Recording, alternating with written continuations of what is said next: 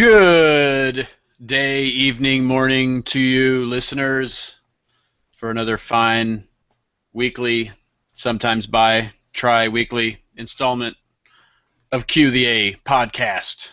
Q the A. Q the A. This week, Dukey Royale and myself have a special guest. Special guest, please announce yourself. Hello, I'm Katzi. Special guesting it up. Katzi, special guesting it up. And this week we've decided by special request actually of my mother-in-law, which is the topic I've been planning to do anyway, but it's good to have special requests. This week we're going to discuss mermaids and merfolk. Where did merfolk come from? I like the mermaids, but I'm not a fan of the merfolk word. Mermen. I guess the folk is the of the both the genders. Southern mermaids. Yeah. Yeah, Merfolk. Or like yeah. they're like a gang. Off the coast of Atlanta. They're Like in the the they got the mercrips, the merreds, and the merfolk. Wait, not merbloods. Merbloods. Mercrips and merfolk. Yes. And merjuggalo. What about the mer people? Yeah, so they should just be mer people, I guess, but people would imply human, I guess. What about mer bros? Oh, there's definitely Merbro hanging out at like U of Merbro lights. At Mer University.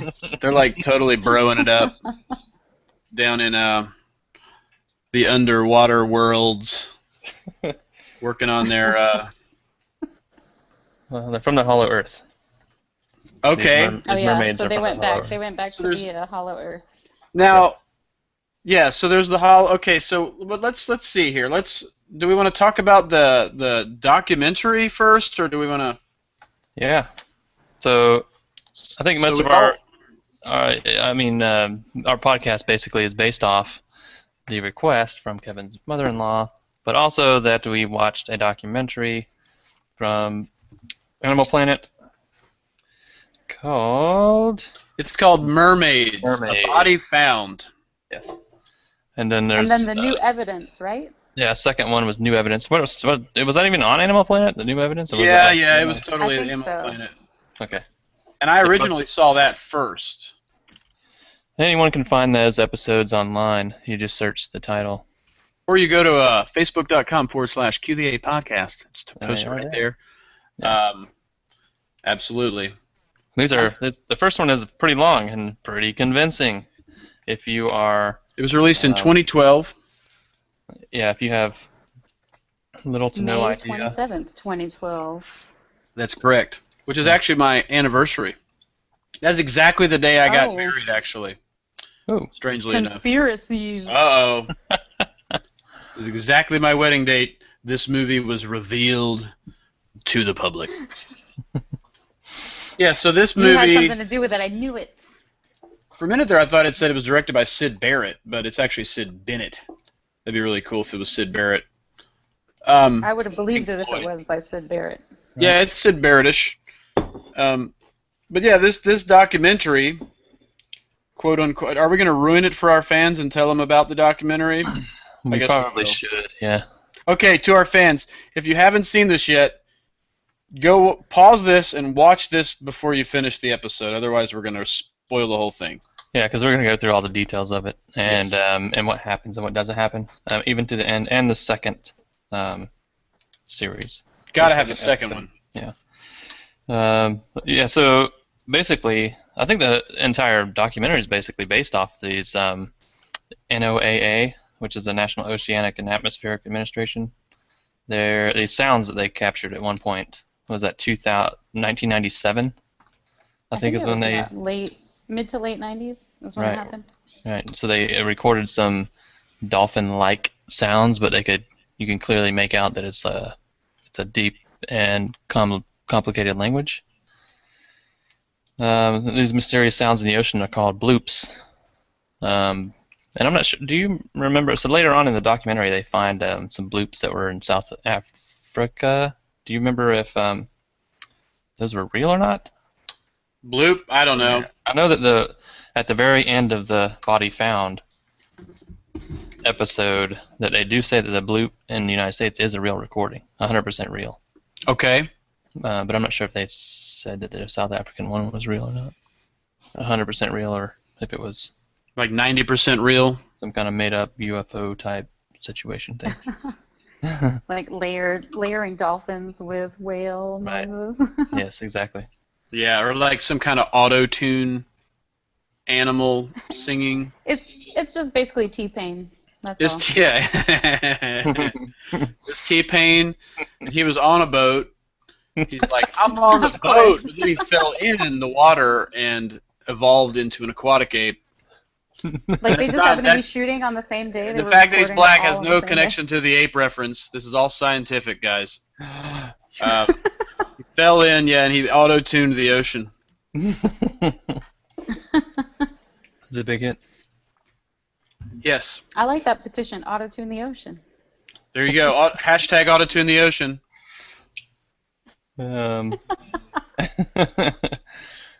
So the documentary starts out with in April 2004, these whales started beaching because of what's supposedly some Navy sonar.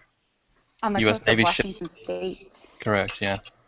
And these boys are walking the beach before anybody gets there with their cell phones, and this is 2004, so one of the boys has like a flip phone with a primitive camera on it, and he records what later we find out is possible mermaid. That's right. It looks like a hunk of like seaweed or something, but then he gets closer and you see this like hand, and then you see the hand like kind of scrunch up all of a sudden, and then the documentary makes you wait forever to get to the actual video. But yeah, well, actually, like the big reveal. The big reveal doesn't even happen until the second. Are you serious? Yeah, the second show. No, they show it in the first one. It shows like the mermaid like head like jump up at him. That was the second one, I think, because they built it up the entire episode. I think. Are you sure you didn't click on the link where I gave you like 1 of 1 and 1 of 2? Anyway, pretty certain. Eventually, yeah, you see the mermaid. Well, they showed the hand like jump up at it. And then that was at the end. Yeah, it was at the end of the show. So it could have been at the end of the first one, but anyway, it's irrelevant. It's fine. So that's right. Well, the new evidence one was the guys that were down at the bottom of the ocean in their submarine. Extremely unbelievable submarine pictures. Yeah. That was really believable. Yeah, it was like a webbed like human hand. Like Didn't comes it come up on behind the guy like? Comes up on the glass. Like you see something zip by or something, and then all of a sudden this like big old like long arm with a webbed hand, and that's just like blows your mind. There's also that footage of those kids are up on the cliff, right, and they're looking down at the rocks. Yeah, I was looking for that earlier. Yeah, and we can post some of these videos on the page, of course. But yeah, you see like this mermaid sitting on a rock, and then it looks up at them, and then it just gets scared and jumps into the water. And it's like, holy crap, completely proved that they're real right there. But the whole time, the one guy is off to the side like, look at that weird seal. That's such a weird seal. It's one of those typical. Yeah, right, exactly. It's one of those typical Bigfoot videos that you can never prove. It's like so far, it's from a far distance. You can't really see it clearly. Yeah, video kind of blurry. very grainy. Right. Merfolk are blurry just like Bigfoot. Absolutely. I think that's what, like all supernatural beings, they're just going to be kind of half blurry. I agree. You can't sell it if they're not. I mean, come on. So the best part about this first video was that Dr. Paul Robertson guy, who's supposedly employed by the NOAA. He is absolutely 100% believable. Everything he says, you watch him, you're like, you just don't see any lies in his eyes or the way he talks. He seems to be very educated, and he speaks very. But all the other people that are in this body found episode are questionable. They're pretty. They're just hyping up their resume. Yeah. Their sizzle reels. Correct. So we have these whale beachings that we were talking about before we got off track. And the boys see the body, they record it. However, this Navy, was it the Navy, the FBI, somebody like that is overseeing this these sonar tests and the whales that got beached. There's a cordoned off section where they are inspecting this thing. NOAA employee Dr. Paul Robertson shows up on the beach to look at these whales, and he sees this going on, but he doesn't investigate very much. Wasn't there also like a shark or something that they cut open and they found the remains of what looked like a mermaid, like bones and stuff inside the? That was also. I think there were like questionable body parts, like decomposed body parts in the shark's stomach or something. Yeah, it was real questionable, but the kids' video footage was like the big. I mean, hands down, that was like a big revelation. Absolutely. And that's because the FBI confiscated everything that was related to this whale beaching and evidence that might have left. And yeah, those bones that they found in the whale, the sonar. They tried to take. They were testing sonar effects on these whales. All of their hard drives and computers were. Yeah, and then the government came in and like shut it down, right? Yeah. As they always do. Shut it down. They like to break up the parties. One of the cool things that got my interest peaked was these spears that were found in the fish. Yes. That was pretty awesome. That side of the story was really interesting. Because that's possible. I mean, that was like entirely possible, and like, but maybe only because of the Disney movie.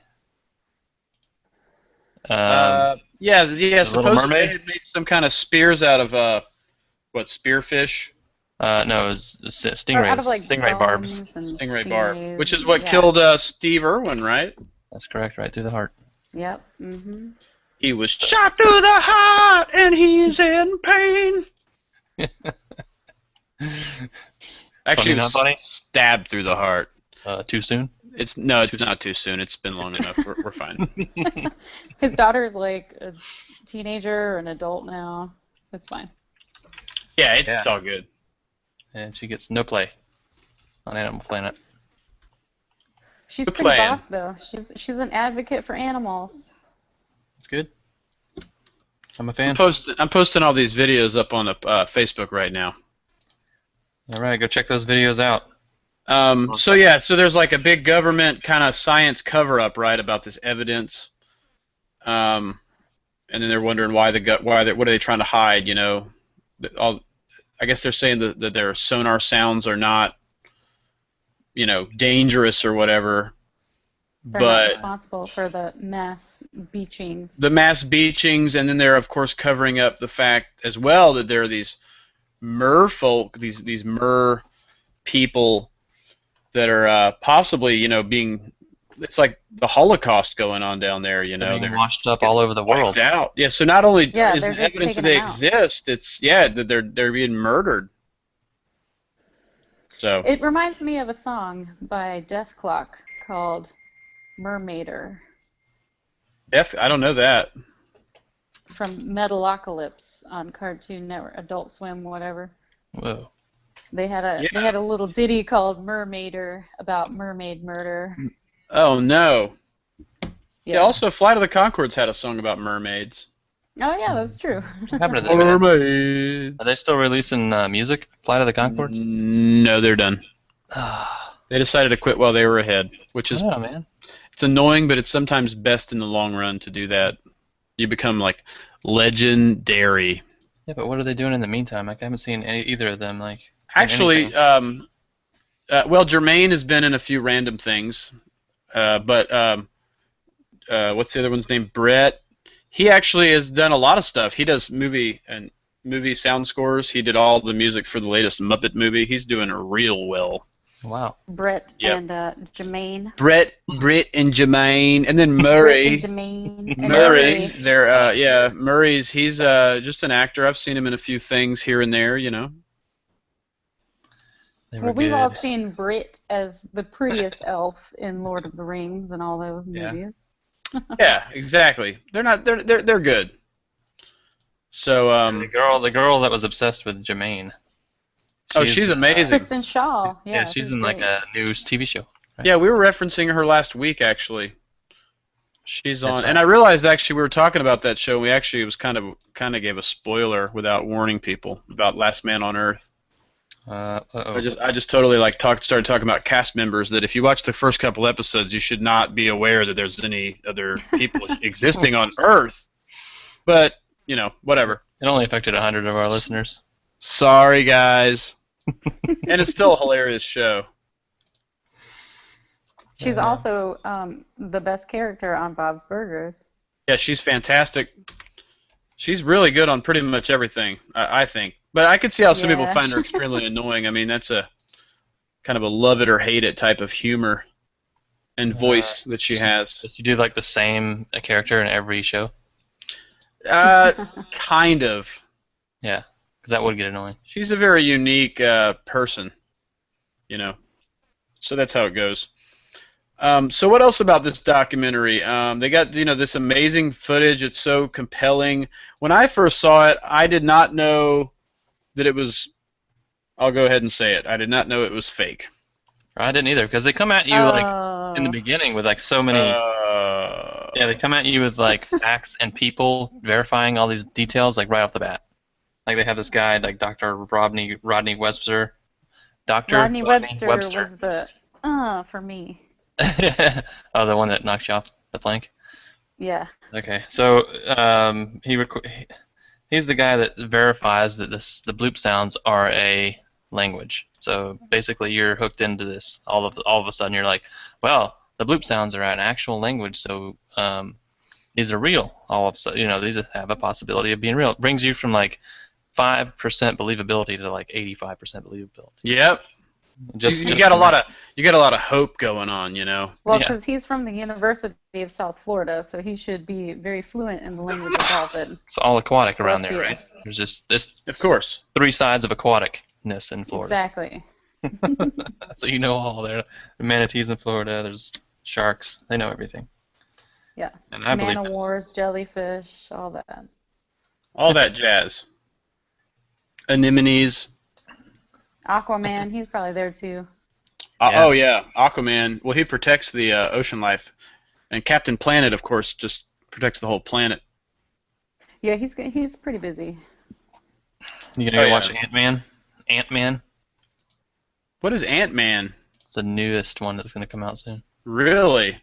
Yeah. In the Marvel universe. Correct. There's this other guy, Deadpool. I see a lot, but I'm not familiar. I'm old school. Deadpool. I think he looks like pissed off Spider-Man kind of, or whatever. I don't know. He just looks kind of like Spider-Man, but he's Deadpool he's like Spider-Man without the webs. All right. What are you turning up there, Kevin? What's our beer of the podcast that you're drinking? Well, this week, Eon K. Grissom is drinking Killian's Irish Red, established in 1864 by George Killian, lit. And it's a smooth, kind of a malty, I guess, ale type of beer. I'm a real big fan of it because it's tasty and it's less expensive than other premium beers. It's about $10 a 12-pack, so 85 cents a bottle. Oh, that's not bad. You can't beat it. It's less than a Coke in a bottle. That's true. And then after that, I got another beer here. I got my staple beer, the Paulaner Hefeweizen from Munich, Germany, 1634 on the map. That's a fantastic beer. Everybody should try it. All right. However, you did have that last week. So I will often have that many weeks, yes. We need different beers, Eon. You're right. I do need to start making more of an effort.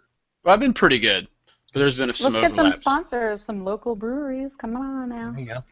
That's a great idea. Your local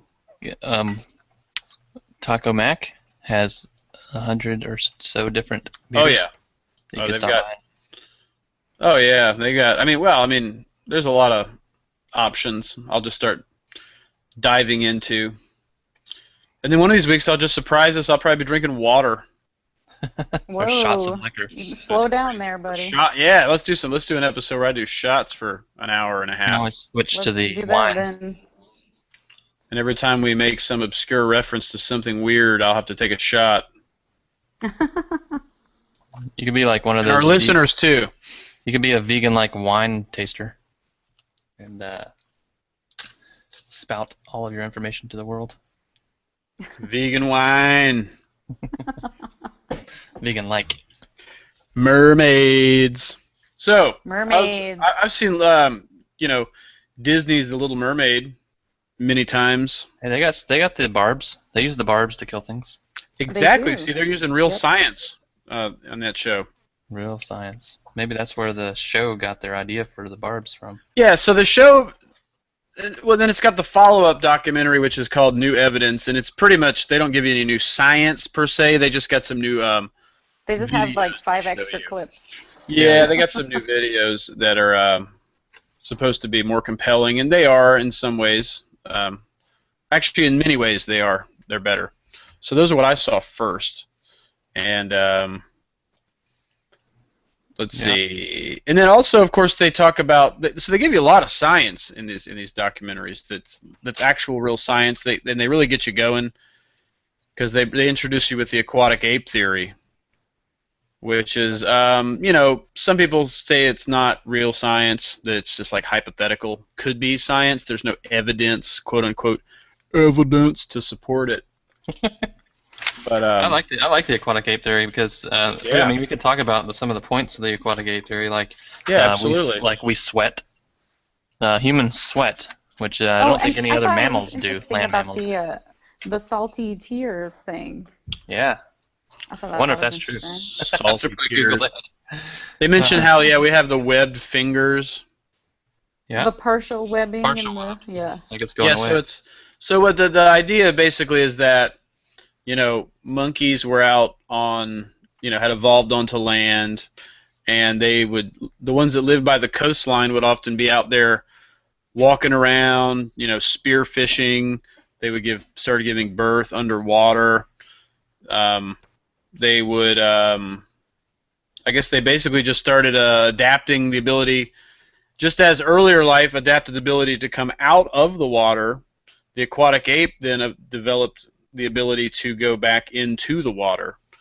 And as that transition was happening, some of them stayed on land and some of them went into the water. And the ones that stayed on land are basically what we are, because we lost our, our fur. And we have this certain body fat that marine life has. We have the large brains like marine life. The blubber content and under our skin. Yep. Yeah, we sweat. Yeah, we sweat. They hypothesize, I think, that the reason we have hair on our heads is because possibly that's how our child would hold on to us as we were out there swimming to catch fish, and as we were adapting to the ocean. Now, of course, the idea though is that these are more like dolphins. They didn't adapt gills. They have to come up to breathe for air. So they're not really fish. They're not like the mermaid that a lot of people think of, like from the movie Splash, or your standard mermaid where it's a literal fish-human hybrid. It would be more like dolphins. Splash Girl was hot though. Oh, Daryl Hannah? If there was ever a mermaid, that's what everybody would want it to look like. Oh, sure. I mean, Like a hot Daryl Hannah. Yeah, nobody wants to see Roseanne. Roseanne Barr. Yeah, no, totally. Someone's gonna go pay to see that. It would be like Ursula in The Little Mermaid. Yeah. Yeah. Ursula. There you go. Yeah, she was the sea witch. Speaking of seeing, paying to see people, a mermaid. Did you see they had an example of a traveling circus that? Oh yeah. Had like a real mermaid in a glass case. Yeah, wasn't that Barnum and Bailey? No. P.T. Barnum did it. Yeah, P.T. Barnum was it. Yeah. Yeah, P.T. Barnum. Yeah, he fused like a monkey torso with a fish lower half. And He called it the Fiji mermaid. Yes. The real mermaid. Yeah, and that's actually really cool, the Fiji mermaid, from 1842, and he traveled around with it and sold a lot of tickets for people to view this mermaid that had come from Fiji. And And of everyone course, thought it was going to be like this beautiful siren or whatever, and then they pay their money and they see some like weird monkey alien fish. head looking thing. Yeah, weird monkey fish is exactly right. Supposedly, it was burned at the warehouse that it was held. Yeah, I heard about that. But they find a photo that was recently taken of it in black and white and a little Ooh. blurry, A mysteriously. little What do you blurry, know? of course. And it looked That's like how an you know alien it's a head. real mermaid. Yes. There's a video at the oil rig. I don't know if you remember this, but the fish was pierced by a barb. In the Yeah. Oh, I movie. remember that video. Yeah, they was pierced by a barb, so they They took were pictures of it. hypothesizing, that it had gotten in a fight with the what was it, a shark, and had stabbed it in the face, but then it got eaten. Well, if you type in Fiji mermaid on Google image search, you get some really good stuff Oh gosh. to our listeners. Looks like Dukey Royale is going to have to take a quick break. So yeah, this Fiji mermaid, it's kind of got some similarities to there's a tiny tiny alien body that they mentioned in the movie. Hold on, I'm looking it up for our listeners. A tiny alien body? Yeah, let me look it up. Yeah, it's called the Atacama. It's a 6-inch alien body. The Atacama alien. And then, of course, Robert Ripley, I see a photo here of him holding some tiny alien potential body. Oh man, that's pretty wild. Yeah, it's from this documentary a called... palm-sized alien. Yeah, it's weird. It's from this documentary called Sirius. Dukey Royale, we're talking about this Atomka alien. Hmm. You know what I'm talking about? Maybe. Continue. Yeah, it's in that documentary Sirius with Dr. Stephen Greer. Oh, That little Disclosure. tiny one. Yeah. Disclosure? I think it's called Disclosure. Yeah. The Uh-oh, one I saw was called Disclosure. The one I saw was called Sirius. But anyway, I think they verified this is actually like a tiny deformed human, or so they say. Ancient astronaut theory suggests. Yeah, suggest otherwise. But anyway, this P.T. Barnum mermaid kind of reminds me of that. It's got the weird rib cage and emaciated face and all that stuff. So yeah, the documentary continues trying to prove that this body that they and we got to preface this because after they have the first initial beaching in the United States, another one happens in South Africa, and they immediately take up this trip, this invitation to go to South Africa and take a look at this whale beaching, and this is where they get access to a possible mermaid body. These doctors. Yeah. So we have Dr. Paul Robertson. We have another character in this this drama called Dr. Rebecca Davis. Who's also with the NOAA or NOAA. Oh yes, she's very doctorly. she's very like doctorly. She's like quite the lady doctor. Yeah, she says like a lot, and she looks likes to be away from very the camera serious a about her lot. job. And yeah, so she's not very convincing as an argument for.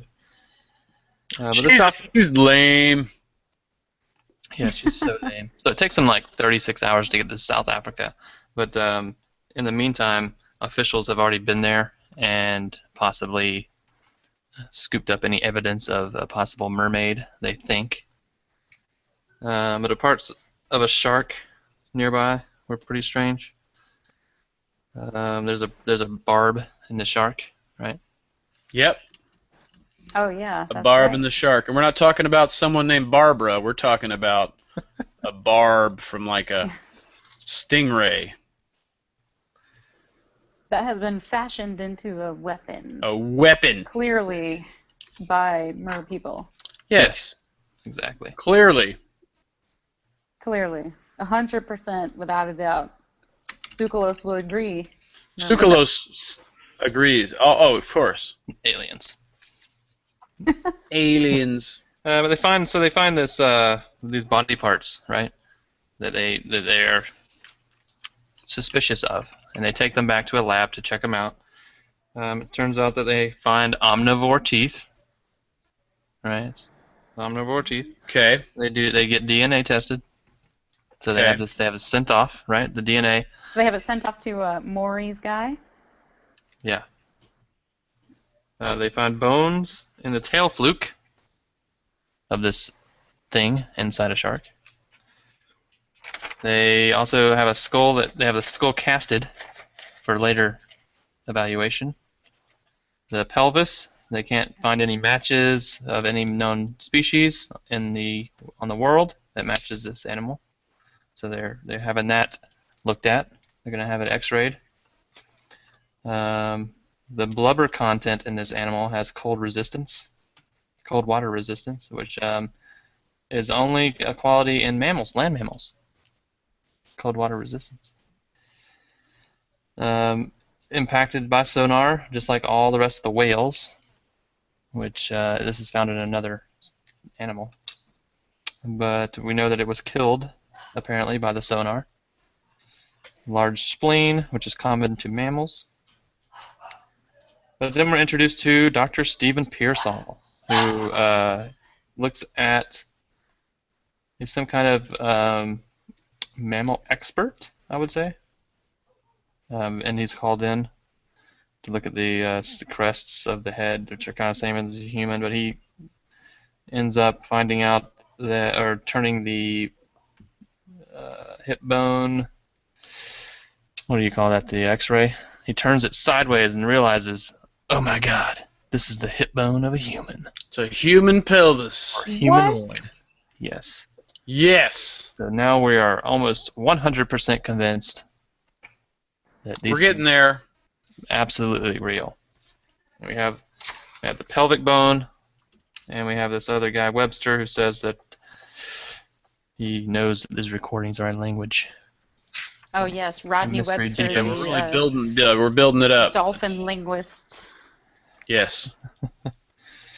Rebecca, this scientist, Dr. Rebecca Davis that we talked about earlier, she is arranging these bones and she can't find out the puzzle pieces, and she's laying them out, she's looking at them back and forth, she can't figure it out, and then all of a sudden she realizes maybe it's a human hand, and she puts them together like a human hand. Oh. Decoded it. Yes, Mind blown. absolutely decoded that. Boom. Amazing. So we're okay. Using So we're her So now we're at her PhD 99.97%. yeah we're almost there. Now the final nail in the coffin to prove that these exist happens to be with the skull, because the skull can be reconstructed, and they find out that it has cartilage, like right in the frontal lobe, that can detect the sonar sounds that dolphins and whales make, and possibly their species. And this is put together by another reconstruction expert. But here comes the government, and on August 8th, 2005, the government comes in and rushes their evidence, takes the bones, all of their research, but they don't get a few things. They don't get the DNA that they sent off, and they also cannot take the recordings, supposedly, that happen Okay. in South Africa. So we have bloop recordings from America, and we have these bloop recordings that apparently happen just before the sonar hits in South Africa. So they have all their stuff confiscated. They are left with nothing. They're crybabies. They go back to America. Big sad faces.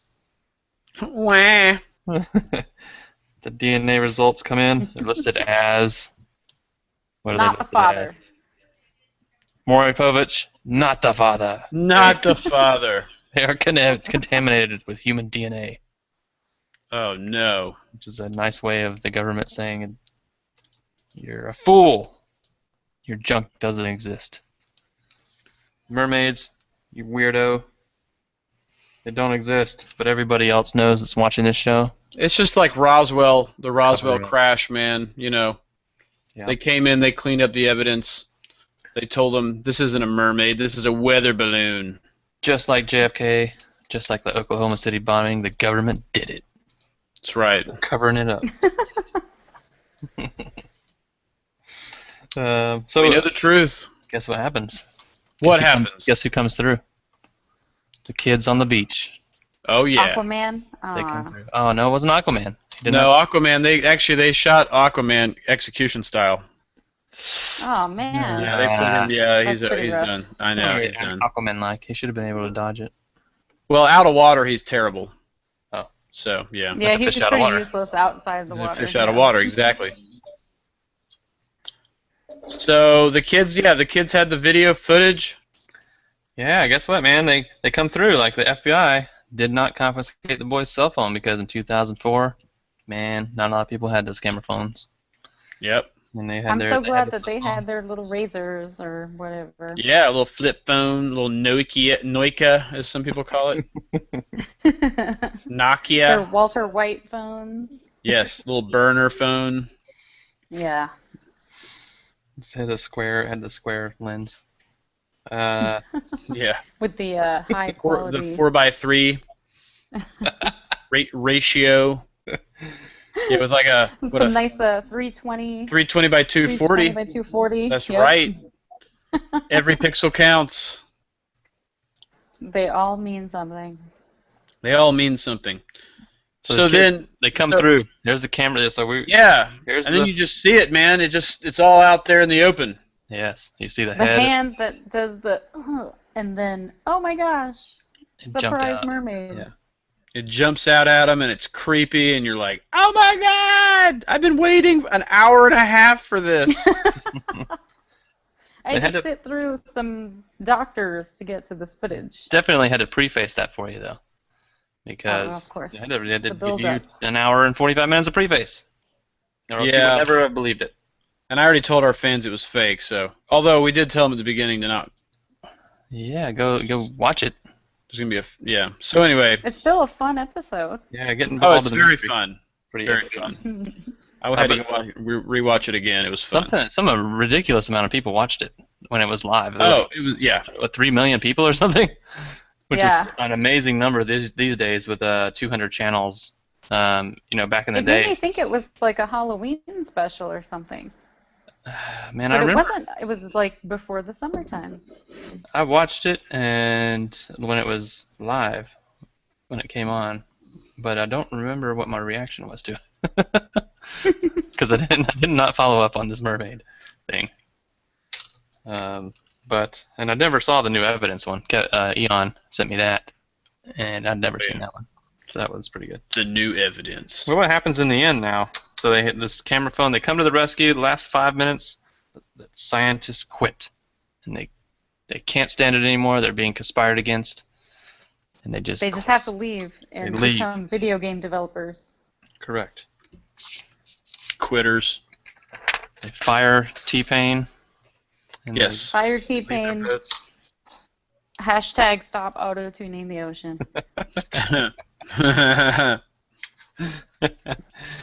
I would do some kind of T-Pain song parody right now, but I just don't know enough T-Pain. You're not Weird Al. You cannot do that. That's true. So what do we just have? be So- on a boat stuff. Yeah. I'm on a boat. Yeah, so this this movie brings up some interesting points, like we were saying.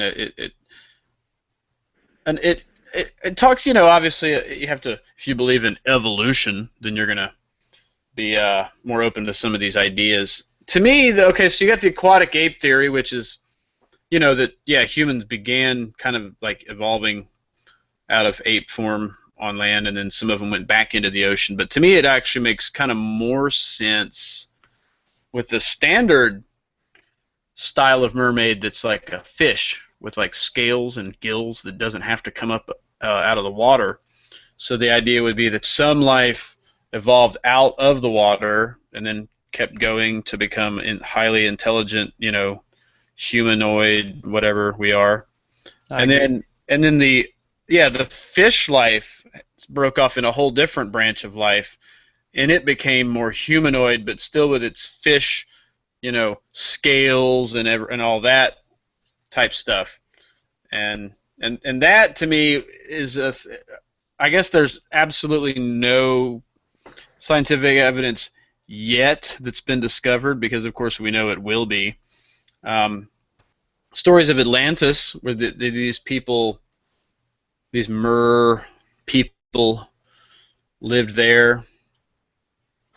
Well, I saw a very convincing episode of Futurama where they were off the coast of the sunken city of Atlanta Oh, that had mer people. in Atlanta.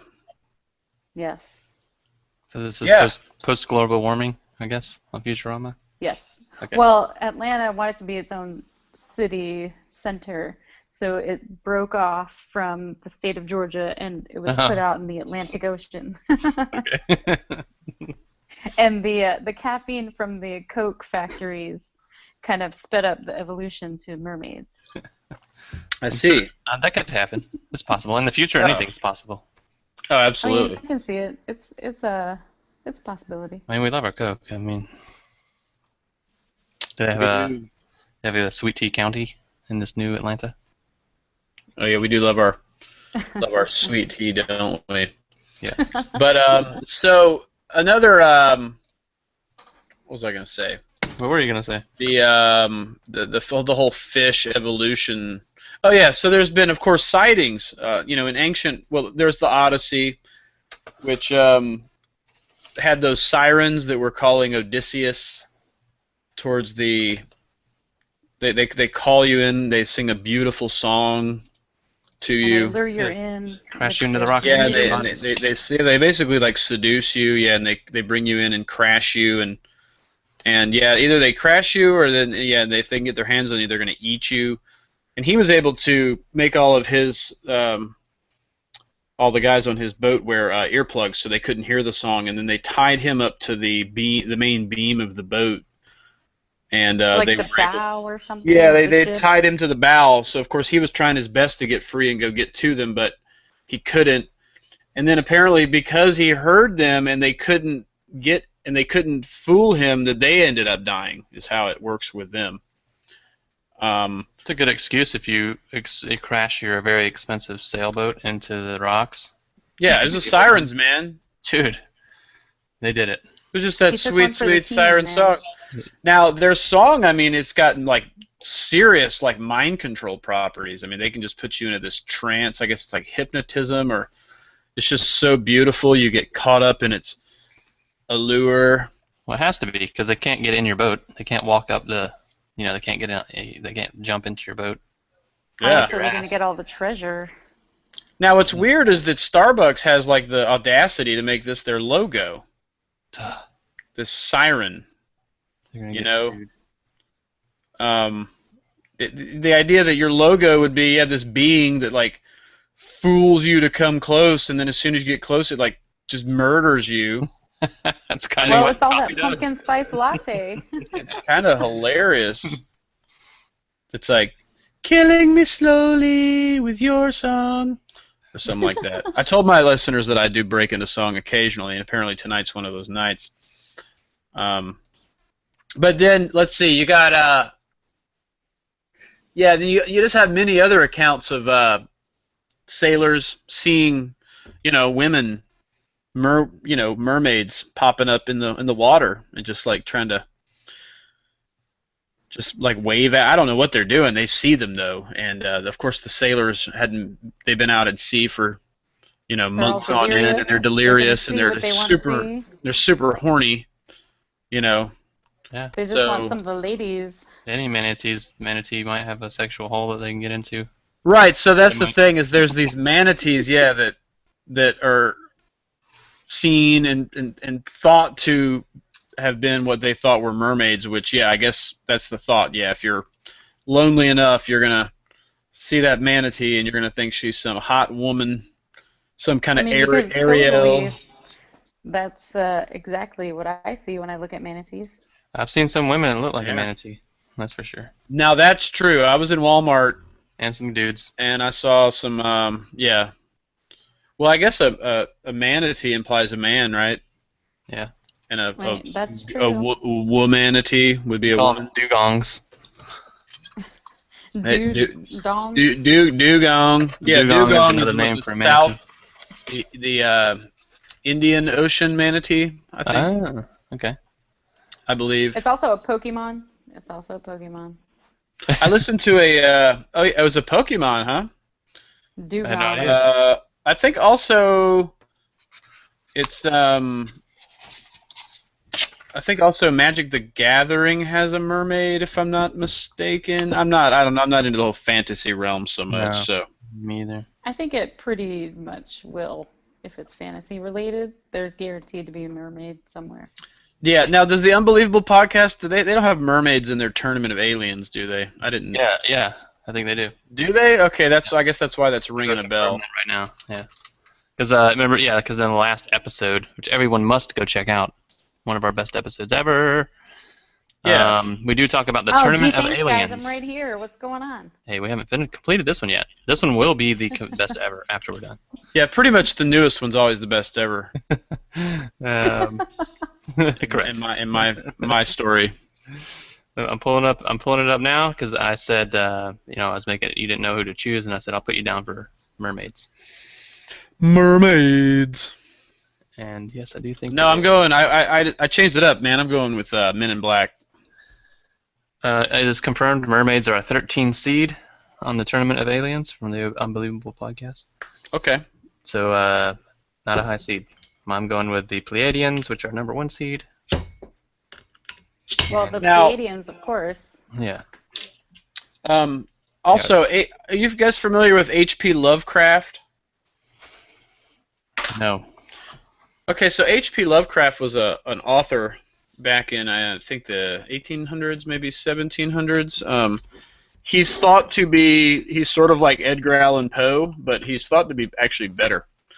And we would have learned about him in school, but he's so freaking racist. Like, he's super racist. He was like a slave owner in Virginia or whatever. He was born in 1890, or no, he wasn't a slave owner, but he was from 1890, like, and he was just so just chock full of blatant racism, so you can't teach it in school. But he's the guy who created the character called Cthulhu in his writings, but he has an entire like mythological world that he created. He was born with syphilis, so he always had like terrible illnesses and hallucinations his whole life. And he would write these crazy tales. He's like the inventor of like dark gothic horror short stories and stuff. So like L. Ron Hubbard in Scientology. Yeah, he's kind of like the L. Ron Hubbard of the gothic dark fan fiction world. Oh, I wanted to mention something real quick. What's that? Today, we had our Scientology episode. We talked about L. Ron Hubbard and Scientology. Right. I saw a Christian version of Scientology today driving down the highway on a billboard. What? It was actors. I can't remember. Actors and models, talent for Christ or actors. whatever. Yes, exactly. And it was a billboard on 285. Yeah. Which is exactly what Scientology does. They get people in Los Angeles, Hollywood, by telling them they have these special acting classes for them. Right. And this billboard's like trying to steal Scientology's glory. Yeah, it's the AMTC, Actors, Models, and Talent for Christ. Yep. Yes. And you also got Christian Mingle, the dating website. I slammed my of dashboard when I course. saw that. I was like, not another one. Another one's doing it to the people. Yeah, no, you're right. This is hilarious. And Well, and the reason for that is because our big acting explosion happening in Atlanta right now, like our media, our big rap scene, and we have a lot of TV shows that are filmed here, and pretty much. In fact, as a matter of fact, Feature 100 yards behind my house, it's a movie studio. Wow. And they shoot game shows and things out of it. So That's Oh, really? crazy. yes. the city invited the city that I live in here. They invited some of the public to go and be part of a final episode of something on, I want to say Oprah Network or something like that. So did you go? I wanted to go, but I think I was going out of town at the last minute. Man, hopefully that'll make your value of your house go up. I hope so, because I'm about to sell that son of a. Yeah, right. I'm getting out of here. Sell it while it's worth something. They just built a mega hospital next to my house. Mm-hmm. For all the sick people eating GMOs. Yeah, they got Ebola over there. You better get away. Yeah, right. Oh, yeah, Hey, so of course, Ebola is still chilling out. Oh yeah, Ebola, man, it didn't go away. Okay, so H.P. Lovecraft. I'm gonna go back to that. Please continue, Eon. So he has this, like I said, he has this mythological world that he created, and Cthulhu. Are either of you guys familiar with Cthulhu? I'm a little bit familiar with Cthulhu. Yeah, so he's called the Ancient One. He's like this super evil being that, like, I think he kind of lives in the depths of the ocean, and like if you get one glimpse of him, you just go mad. He's like just the pure evil, and he's got like these big, huge like tentacles coming out of his face.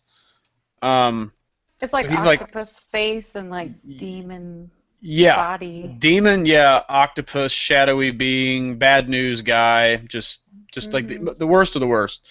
But that's one of his more famous characters. But he also wrote a book. I'm trying to find the name of it now because I actually saw the movie that he created, where he has these like merfolk. They look like humans. So in this movie that I read, this movie that I read, listen to me, this movie that I saw. Was it all subtitles? I mean, you can read that. Yeah. French. No. It was basically these sailors kind of like stop in this port for the night, and it's all like this real kind of weird, mysterious, lot of like foggy town or whatever, and they go to this bar. And have you guys seen like the movie Hostel? Oh yes. Yeah.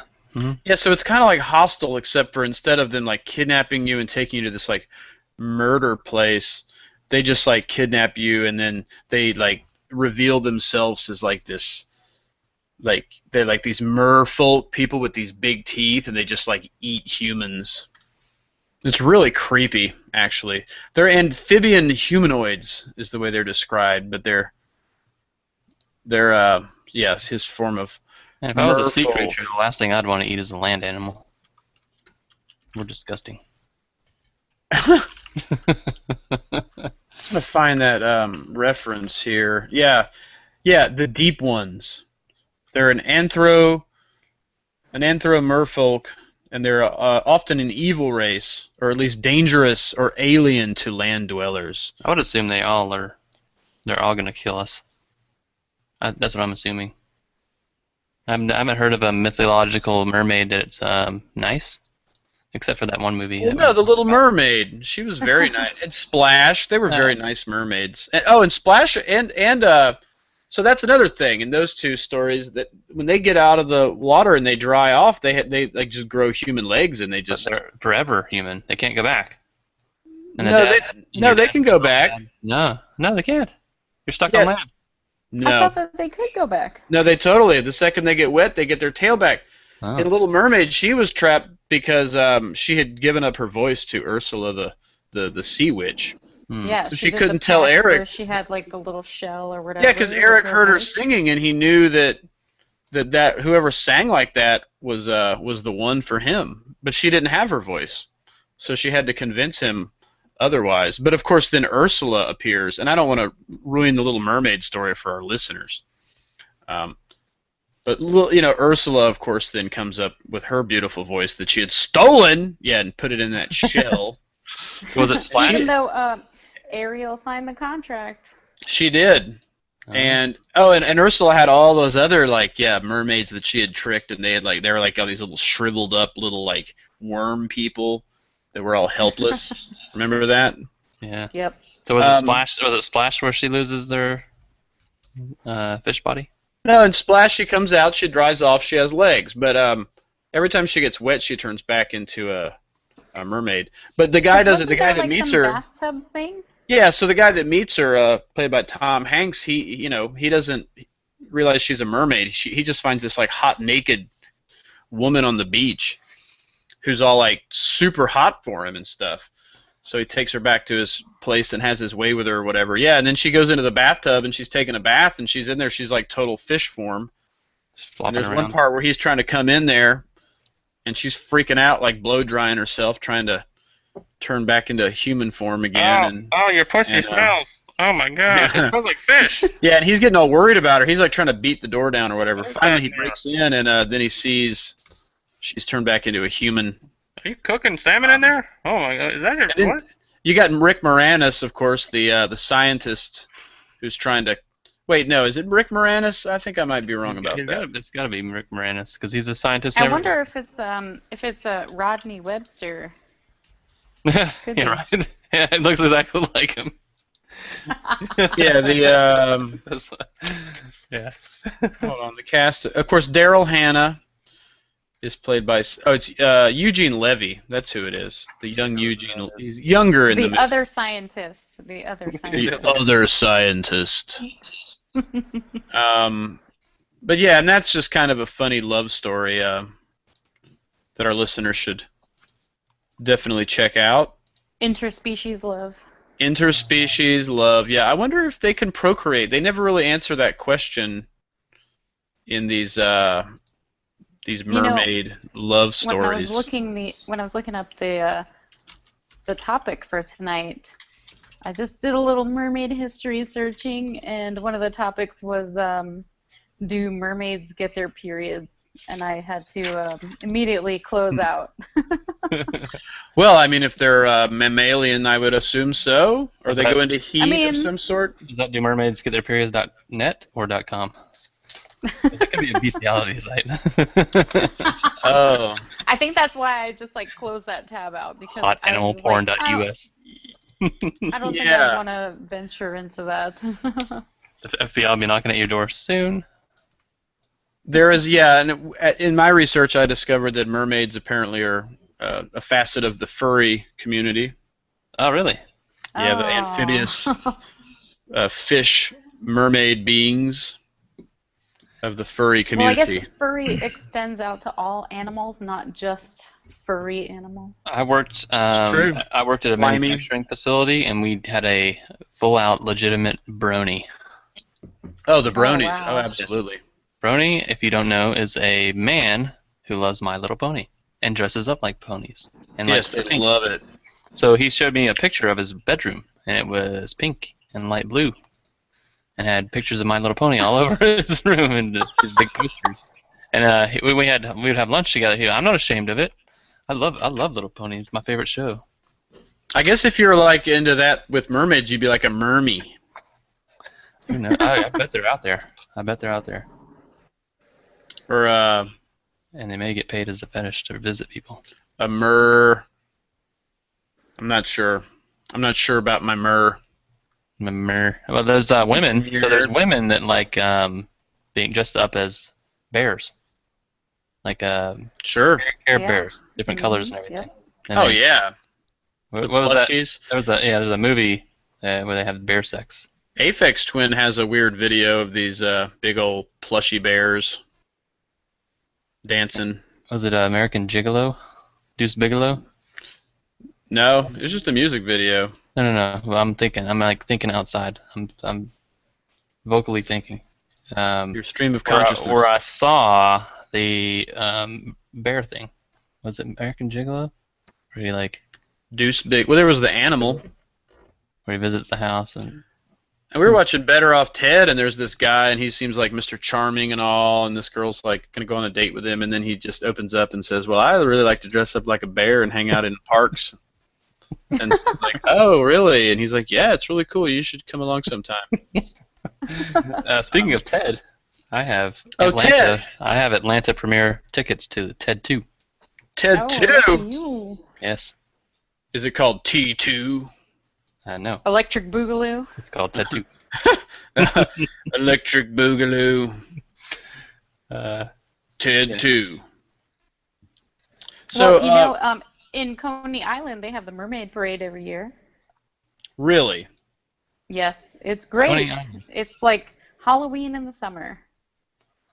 That's a good idea. Coney Island. Yeah, that's classic, right? Nobody Lots goes to of Coney Island anymore. half naked women in mermaid costumes and like bikinis and stuff.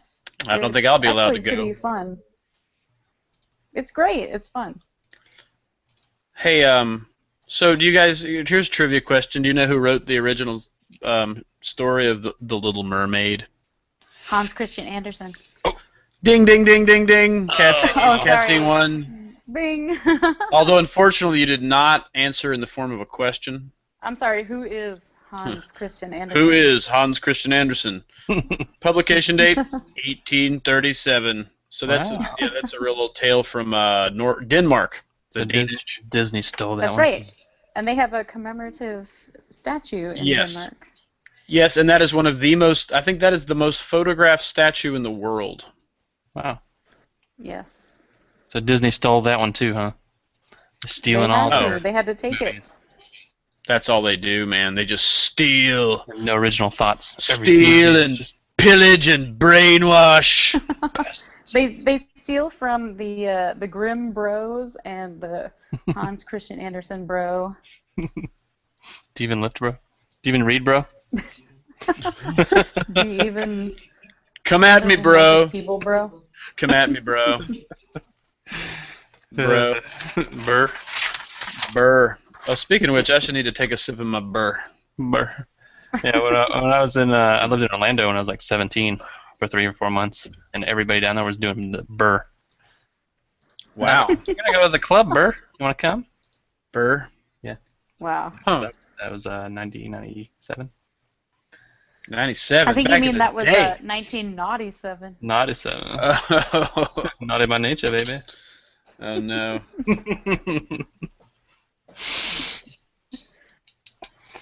All right. So, well, I mean, where did we lose track at? We were talking about movies. So Yeah. I got a Mermaids. special person texting me here, and she says that the mermaid dies in Hans Christian Andersen's tale. Unfortunately, They always do. Yeah, they always do. Remember You're right. those They always fairy dump. tales? Yeah, they're always dark and depressing, and they liven it up for the Disney. Yeah. All of the fairy tales never ends up great for the poor characters. So that's it. Right. You can. So that story from made in the 1980 or the 60s, you said, could easily be just taken because the copyright's expired. Oh, 1837. Oh yeah, that's all public domain. Yeah, after like 100 years. So It's mine. Disney can spin it around. Goddamn Disney. Yeah, that's why Disney. Read me They're not so stupid. Not so stupid. They like to keep their eyes out for That's all the whole that thing, public though, like- domain thing. There's YouTube videos. There's like a whole thing that every one of Disney's movies was like an ancient, older story or script or play or something like that. Well, ancient astronaut theorists suggest that This is true. yes, That's what I thought. aliens. I told you. Now, should we discuss the Starbucks corporate logo more in detail about its obvious mind control properties? They're also Clearly, dumbing you down with their logo. Have you seen this? This No. new story. They're showing logos when they start the company and logos currently. Mm-hmm. They simplify their logos from these complex Oh, logos really? to the dumbing down version of the logos where it's like a circle and a square Yeah. with an You're S in right. the middle or something. No, you're yeah. right.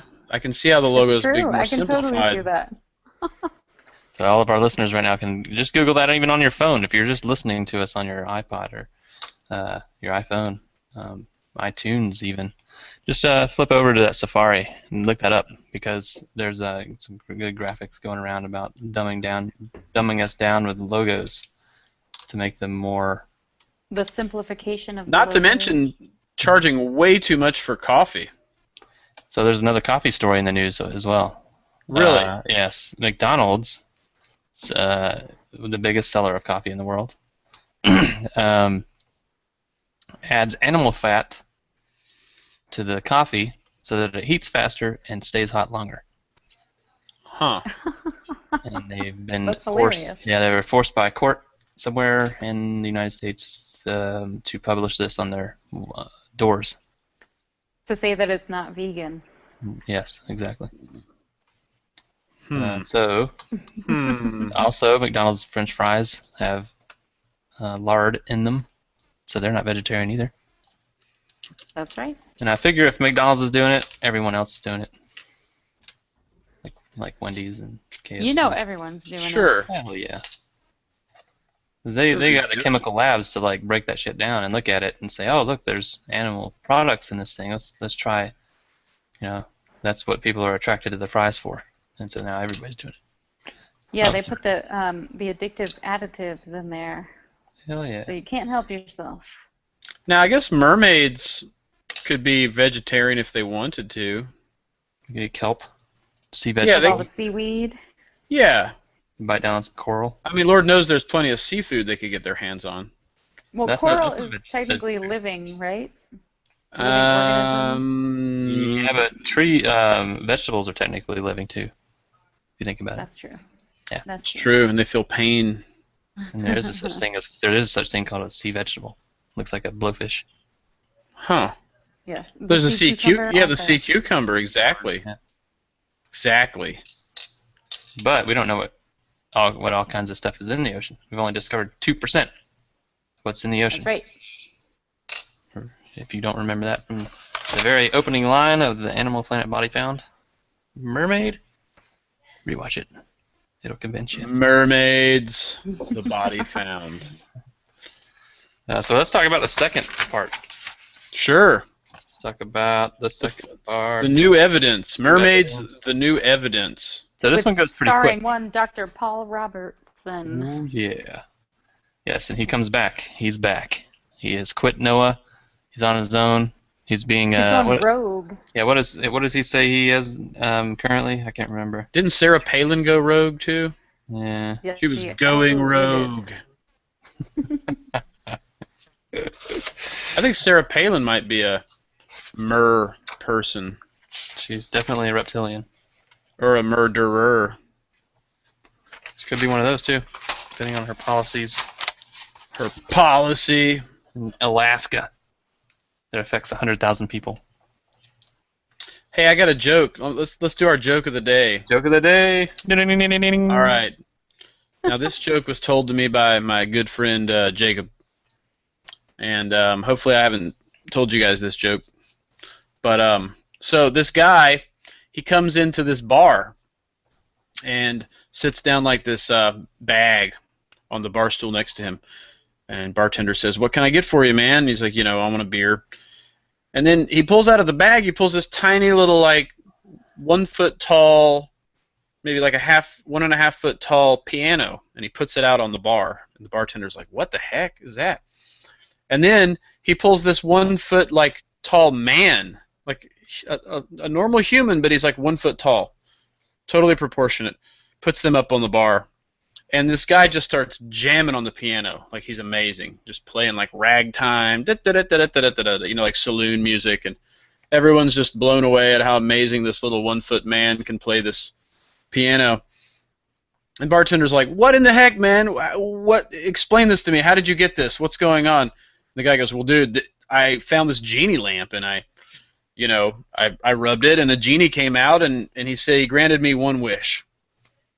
And the bartender's like, "No way! Do you have the lamp?" He's like, "Yeah, I do." So he gives the bartender the lamp. Bartender rubs the lamp and says, "Genie comes out."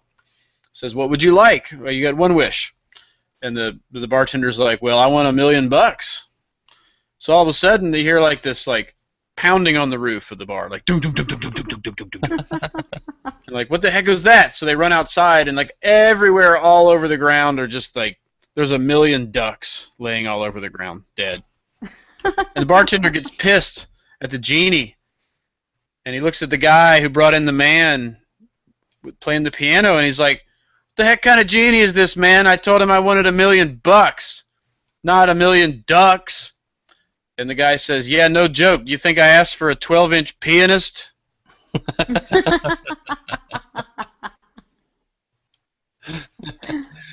So a million bucks for with inflation is not very much. Joke of the day. Yeah, these days a billion's gonna do you a lot better. You really have to invest that in a hedge fund and hope that it grows. That's true. That's true. I'd go for 100 million. I go for $1 billion. Billion? Well, Just go for go for 100, the big 100 B. million. People won't see 100 million missing from their bank. So anyway, sorry I broke up our conversation with my joke of the week, but I like it. Had nothing to do with mermaids, but I liked it. nothing to do with mermaids whatsoever. Just had to keep it fresh. So where was I at? Yeah, so we started out talking about the new evidence. New evidence. Yeah, the second mermaid documentary, the follow-up. And of course, Animal Planet goes out to the government and says, "Do mermaids exist?" And the government comes back and says, "No, No. they do not exist." The U.S. Navy denies their sonar testing as well. You are not the father. You are not the father. That's right. Maury Povich has taken the lie detector test and determined that the U.S. government is lying. But that time it was in like a James Earl Jones type, like, you are not the father.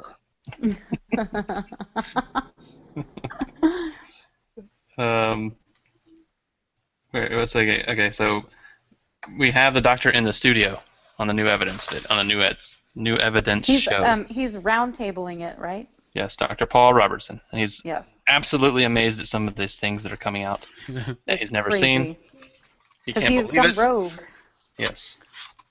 Here's a video in Israel out of Kiryat Yum, which is a city I've never heard of, but it adds to the mystery. These two kids are standing up there speaking perfect English in Israel, looking down on a rock. It's plausible. It's super possible. Because the American-Israeli relationship is very strong. Oh, yes, absolutely. Yeah.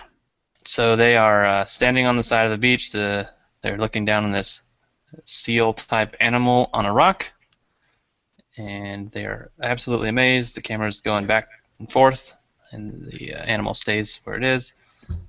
And then it realizes that it's being watched and jumps into the ocean. And when it jumps in, you can see its face and the tail. The bottom end of it looks just like a mermaid. Yeah, that might be the best footage. That's the convincing one right there. Yeah. So the only thing that got me on that video was the kid that they kept panning to. Yeah, he was. He was kind of smirking and going, "What is that? Oh my God, I can't tell what that is. What is that?" Hey. Yeah, Look that's at kind that of seal. stupid. Look at that crazy seal. Yeah, it's such a. Oh, but what is that, dude? What a weird seal. That's such a weird looking seal. If it wasn't for him, if it was just the camera, like some background voice saying, "Well, I can't. What is that? I can't even see it. Let me zoom in." Then it would be a lot more believable. But man, I wanted to believe that one. This kid on the side. I want to believe. Not an actor. So that goes on. Dr. Paul Robertson is super amazed. Oh my God, I don't know what to think of that. That's the best compelling. For me, it's all yet. possible. Yes, for me, it's all possible. I cannot believe it. That's amazing. And then we go to this leaked UK video. I think you mean leaked UK video. Leaked. Leaked. Yeah, literally Yes, leaked quote, out. Leaked. Yes.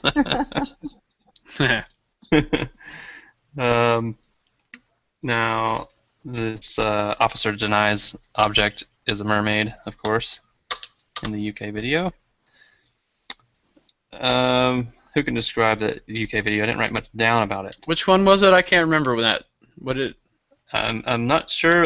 I think this is the one where they have the fishing net, and they. Oh see yeah. The thing is caught in the fishing net and jumps out at the last second. Oh, Yeah, you see this big arm come out. Yeah. Yeah. So. Yeah, that one was cool. That one was pretty cool, and they were like flashing that one before coming back from commercial and things like that, and. Oh yeah, they're building the hype up on that one. Using the music to get I just found the video. It's going on the Facebook page right now. But this is the part where they spend a lot of time on the P.T. Barnum situation. The P.T. Barnum, the mermaid that gets almost burnt that we talked about earlier. Yeah. in a fire. But it totally looks exactly like the mer people that they've been showing us on all these videos. It's all completely the same. Yeah, so It's I mean, exactly the same. Totally. Completely. 100% absolute. I was pretty amazed with the video at the oil rig where they have the fish with the barb stuck in it. They take pictures of it and they pull it out. Also, it goes back to one of the stories by Dr. Paul Robertson where he pulls out a barb in the side of a whale that was beached. Do we remember this? He pulled out a Yes. long thing and he sticks it in his bag. And this is one of the things that are not confiscated. He says he still has it, in fact. Conveniently. But it never does. Very convenient. But he doesn't travel with it, so he can't bring it to the second evidence show. But does that mean that he's Aquaman? Yes. If you can handle a Yes, barb, okay. if you can handle a barb and not get cut your hands, you're Aquaman. I agree. But the beard would slow him down. Yes, it would not give him a very good. What do you call that? Aerodynamics. Aerodynamics. Water dynamics. Yeah, it's not aquadynamics. I'll get it Now, right. Aquaman is, of He's got course, that slow drag. a big budget movie in the movie and TV show Entourage. Entourage. Has anyone seen the Oh, Entourage Khal movie? Drogo is in Aquaman, the actual Aquaman. Oh, really? Drogo. That's Yes. a alien Khal species too. Drogo from Khal Drogo from Game of Thrones. Oh, wow. Yes. I don't How know about about that show. I'm out of y'all's realm here. Bro, you haven't seen Just- Game of Thrones? No, I don't Wow. watch that. You gonna binge watch it? Huh? You gonna binge watch it one day? Probably. You should. You Yeah, should 'cause- give Al something to talk about. I think that's what I'm gonna start doing is just binge watching everything because Mhm. Game of Thrones, like I was waiting every week because I watched the first 2 seasons, right? I think that's 2 seasons. Binge watched them, and then in the third season I was waiting for every weekend to come so I could watch the new episode, and I hate doing that. Yeah. Yeah, it's kind of annoying. I'm kind of The lost really suspense. because I start forgetting what happened in season 1 and 2 if you wait week to week to watch the episode. So I'm It gets gonna pretty lost yeah. you know? Oh man, I mean it's super with all complicated. the gaps It's super and all the complicated. names all and the the families. characters and all the different maps and stuff. There's a lot going on. It's huge. Yeah, you can really get A involved. lot in of that stuff. fantasy realms. You need to remember all these fake names and all that crap. People die. Lots of situations change. You got to keep up with People everyone. dying, countries popping up everywhere, dragons. Yeah, well, they have characters that go away for 9/10 of the season and then pop up at the very end. And you're like, oh yeah, what happened to that person? And you're like, oh my gosh, yeah, who is this guy? Gosh, I forgot about them. I thought they died. But of So- course, last week Dukey Royale exposed the big That was my bad. That was my season ender thing, which I didn't even understand what he was talking about. bad. Well, technically, I didn't. But Oh, you didn't? Okay, so see, I don't even know. what I said was Keeper of the Wall. Oh. And the current Keeper of the Oh, Wall that's very cryptic. is not the famous Keeper of the Wall. Okay. So the current Keeper of the Wall had just changed hands. And now That is you're gonna correct. now you're gonna drop the spoiler. Yes. So It turns out to be a mermaid, you guys. That's what happened. Yeah. There you go. A dragon mermaid. Dragons. So, what else we got? We got the fishing net footage of the mermaid arm coming out. right. So the last 30 minutes of the new evidence starts off with Dr. Torsten Schmidt. And Dr. Torsten Schmidt is a Danish. He's looking for oil and gas, and he's on with his buddy, fellow Hans researcher. Christian Andersen. Yep. Possibly. They are in a submarine.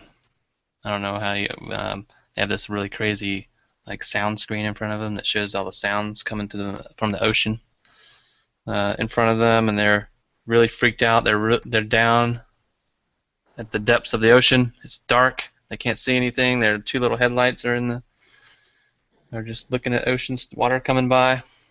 They got a And couple of GoPros mounted. yes, they're holding handheld cameras and looking at each other crazy. So they both have a camera, oddly enough. For hours and hours, they are filming, getting nothing. It's 2010, in a 2010 video, they start hearing sounds, and these sounds sound like whales at first. And they're looking at each other. They're going crazy. They're thinking that these, there's what are whales doing in this section of the ocean? They're not supposed to be here. This is super strange. And then they start hearing these mermaid voices. And who was excited by this? But Dr. Paul Robertson, he cannot believe it. He says instantly, "That's the bloop. That's a bloop. A bloop. That's You have exactly caught what it is. That's what Rodney Webster would say. You caught the bloop. Bloopity bloop. That's what Rodney Webster, dolphin linguist, would say. That's right. The bloop. There's a big money in dolphin linguistics. Well, this piques the interest of the submarine Merfolk explorers. So the explorers take their evidence and they bring it back, and they say this is a bloop. Nobody will believe them. They decide to go out on their own in their own submarine. They went rogue. Yes, I guess they took the government property and went out on their own. Because when they come back from this trip, they try to tell their own government, and the government actually jumps on them for going out on their own instead of looking So at it's like evidence. they stole mom and dad's car. Correct. And they got in trouble for it. Bastards. So they go to a spot called the Janman Ridge. They're down there, and they start hearing the noises again. Crazy things start happening. So they decide that they're going to broadcast earlier recorded bloops, which Dr. Paul Robertson had done before, to attract mermaids back to him. So they're sitting there, they're broadcasting. 10 minutes goes by. Very quickly, they start hearing the sounds again, and then their submarine gets kicked or hit or rocked by something, an animal or a whale or whatever is out there. And it makes it very suspenseful for the viewers. You're going crazy. Everything's going wild. Yeah. So the ISGS was a government agency from Denmark. They say these are pilot whales. They bring these back. The request to investigate from the government is denied. They go out on their own. Off the coast of Greenland, these bloop recordings. They saw a hand in the window. Oh yeah. The famous hand. It's like a human hand with like a lot more webbing. What was the movie where they have the aliens come down with Mel Gibson? Signs. Signs. This part of the classic. show is very Signs-like, because the music builds up. Everyone knows that it's around. The viewer knows that it's around. The people in the submarine know that it's around, but you just can't see it. It's coming. Blair Witch, maybe. Blair Witch. Dun it. Here it comes. Either they're going to break the window, they're going to kill these people, they're going to take the submarine, and everything. All the lights are going to go off. Something's going to happen here. And of course, the second camera catches a mermaid. Oh, what surprise The of the torso century! of the creature is found, and Dr. Paul Robertson goes nuts. You found it. This is proof. This is undeniable proof. Undeniable, beyond the shadow of a doubt. You got it. You're the man. They This give is each other high fives. 100% true. Scientific high fives. They did high five. With webbed fingers? Yes, and they did explain that in the evidence show. Look at Of this. course. Look at this. This is The web. webbed Right high five. It's webbing. We called him Webster. here. Make a dunk. He's on the Hawks. Yes. I wonder if you can I wonder if Webster's. Webb. We should make that a thing. We should make that a thing. Like, we need to bring back Webster on a torrent and make it a thing. A Webster, I think he's on like some kind of Netflix or something like that. He's around. He's got to be old now. He's still doing it though. Yeah, he's probably like 50. I thought he was in 30s, like when he He's did the doing show. his thing. He's doing it. Him and Arnold. What you talking about? What you talking about, Willis? Let's see, Webster actor. Let's go look this up. Emmanuel Lewis. He's Yeah. doing stuff on VH1 probably. I think IMDb. somebody told me they ran into him. He was like running like valet at a parking lot in Buckhead or something. And he was real aggro. And they called him Webster, and he got all pissed off. Last thing he did, Kicking It Old School in 2007. Okay, good for Yeah. him. Very sparingly, every couple of years it looked like he was doing something. He was on Moesha. Oh, sweet. That's my favorite. He's on That's Malcolm and that's Eddie. a classic jam. Did he Yeah. play Webster on all those? It looks that way. Yeah, looks like he's playing himself. Hey, so what about let's wrap up with mermaids here. Okay, you had the other Hollow Earth. Well, no, let me suggest my theory first. Okay. Is that there is no so mermaids are often believed to be either half human, half fish, or maybe some kind of mammalian sort of half human, half dolphin type hybrid, right? Yeah. And then you got the aquatic ape theory, which ties in with that. But my theory is that this is actually an aquatic Sasquatch. Of And course. that explains it all. Does it have a big fin? Because Sasquatch is Bigfoot. Yes, it has a very big fin. Yes, Okay. absolutely. It's completely Sasquatch, but it's just like the mammalian marine Sasquatch. He's got like a blowhole in the back of his neck, and he's always blurry. Yeah, Yes. always blurry, out of focus. Yep. Behind coral all the time. He's hiding behind the Only- coral.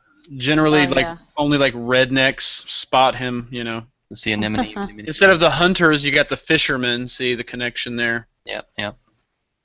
He's hiding behind all the seaweed, Sea anemones. the anemones, Like and Nemo. coral, and all that jazz. It's hard to film, and he's underwater, so there's only a few underwater cameras. You can't really catch him. Exactly. I mean, my GoPro goes underwater. It does, not but that it's far. got a fisheye lens, so it's not exactly used. Yeah, Well, what you need is a so it's not the GoBro. most accurate description. Go I bro. do. I need a GoBro. GoBro. And then you could play a dobro while you use Go- your you can go throw. GoBro. And I can say, do you even GoPro, bro? Go throw. So you can go pro, bro. Go throw, pro. Give me some mo. My theory is that these are hollow Earth mammals. Yes. So we have, so our alien ancestors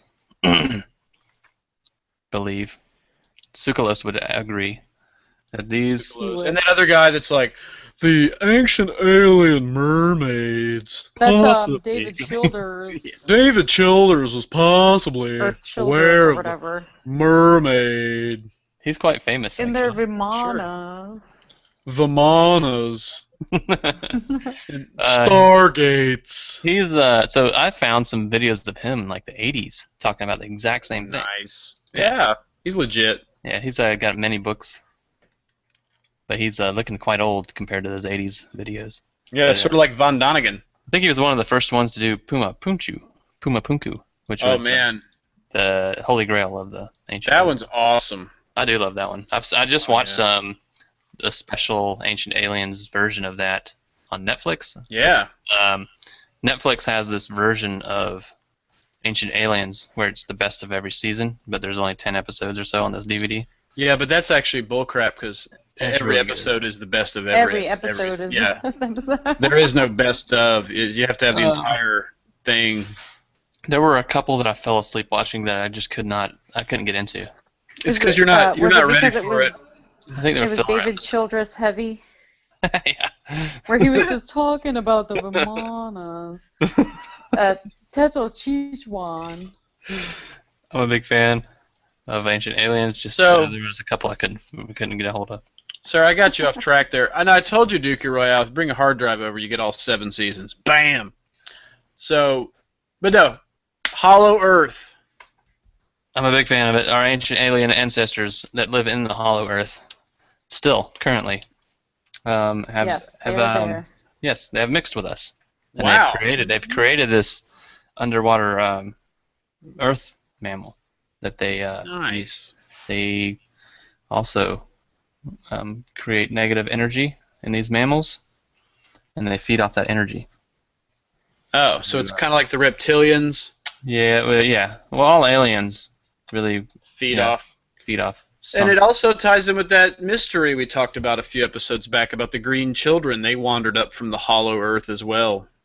That is Correct. correct. Yep, and there's the portal is at the South Antarctic. So I thought there was one at the North Pole as well. Now, is it a portal or is it a porthole? it's like a hole in the Earth. That's why it's no government agency will allow you past a certain point on the. It's a no-fly zone for sure. No-fly zone. Yeah, because somebody flew down there. I can't remember who it was that flew their plane down there and ended up seeing green acres and green valleys, and then they were. Wasn't it in the 20s? Yes, and I think it was an actual admiral or someone like that. It was Admiral Byrd. Admiral Byrd. You got it. Yes, Admiral Yeah. Byrd is flying around and looking for. He says that there's enormous, vast mountains of coal that could power the Earth for hundreds of thousands of years. Right. Huge mountain ranges. There's green valleys, and this is supposedly at a place where it's all ice. He's flying, and all of his His all the radar gadgets. equipment goes Yeah, crazy. all the gadgets start going nuts, and they can't find their way. And they end up landing the plane in a green valley, and it turns out to be the Hollow Earth entrance. And That's they right. are confronted by aliens, and the And aliens weren't make they an like agreement. they were like 14 feet tall or something like that? They Yes. were abnormally tall Nordics. Yes, and they were. blonde. That's right. And blue eyes. Nordic beings. They're the most perfect human. They live in the Hollow Earth, but there's light that comes from no source that you can find. He didn't see the central sun? Somewhat sunny. There is no central sun. And these are the people that created the mermaids and distributed them. But I mean, mermaids. You would think mermaids anyway, like even factual. Like if we start talking factual, there's so many gradients of different species on the planet that there would have to be like some kind of in between. True. Between humans and, say, dolphins, because Mermaids dolphins would are be the bridge.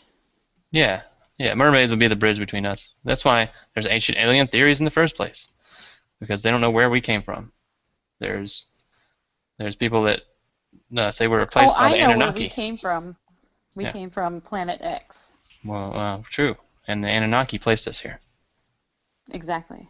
It was a slave race to mine gold. This is all just known fact. Yeah, these are all facts. We just know all 100%. this. Yeah, this has all been documented. I mean, of course, it's in a book. Of course. Chariot of the Gods. Yeah. Chariot of the Gods by Eric von Daniken. Are you touching your mother with that mouth, son? I